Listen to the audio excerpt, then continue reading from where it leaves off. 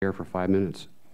Mr. Martin, you issued a report a couple weeks ago on NASA's management and infrastructure standards. And in that report, you used the term political intervention. And I want to ask you about 3 examples of political intervention. Number 1, the ARC jet facility at Johnson, the platform for the A3 test stand at Stennis, and of course the Constellation.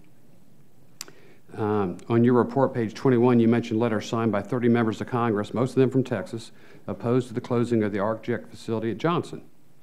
I'm informed that the ARC jet facility was needed to test Orion's Constellation crew capsule, still going to be used, by the way, their heat shield.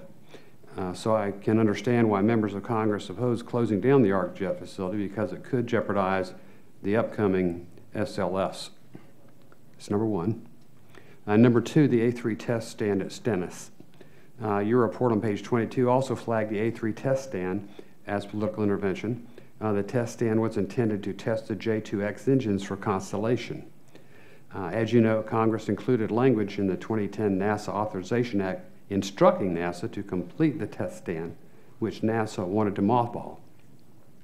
You note that the stand was already 65% complete, and taxpayers had spent $292 million.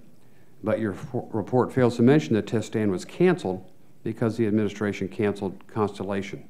I think that's correct.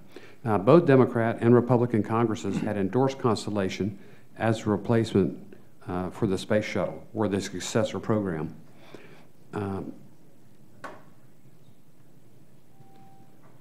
Why do you interpret actions by members of Congress, including a law passed by Congress and signed by the President, as political interference, but don't consider the cancellation of Constellation as political interference? I think that what we were attempting to do in that report, and I thought we were effective in doing so, was pointing out the many obstacles that stand in NASA's way to reducing its aged infrastructure. And a lot of the point, but one of the points you pointed out was the interest in members of Congress and to retain certain infrastructure and capabilities at centers within their states or within their districts. A lot of the other problem that NASA has with handling its infrastructure is the fact that it's sort of changing programs or changing directions. And you pointed out the cancellation of the Constellation was a major shift in the approach for manned spaceflight. Yeah, don't want to interrupt on a very tight time schedule here. Did the administration have a right to cancel the program put into law by Congress? I don't believe that's a question that an Inspector General at an agency is appropriate to answer.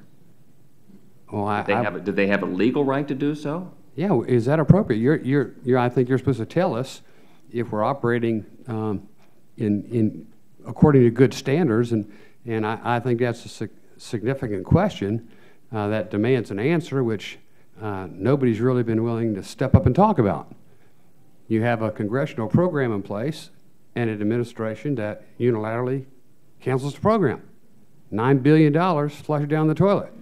You don't think that ought to be on the radar screen? Well, it certainly is on Congress's radar screen in the administration's. In the NASA Authorization Act of 2010, Congress worked with the administration and came up with a new direction of moving forward. You mentioned the SLS and the MPCV. It's not an Inspector General's role to say whether that's good policy or bad policy. It's the Inspector General's role to follow the money. Well, these instances that you mentioned in your report, I think were directly linked to and inextricably entwined with those decisions. And like I said, I'm new on this committee, right? And I don't have all the background, but during the review that I've done, I hadn't seen that issue addressed, and I think it'd be significant, and I think maybe some other members of the committee would have an interest in knowing that too.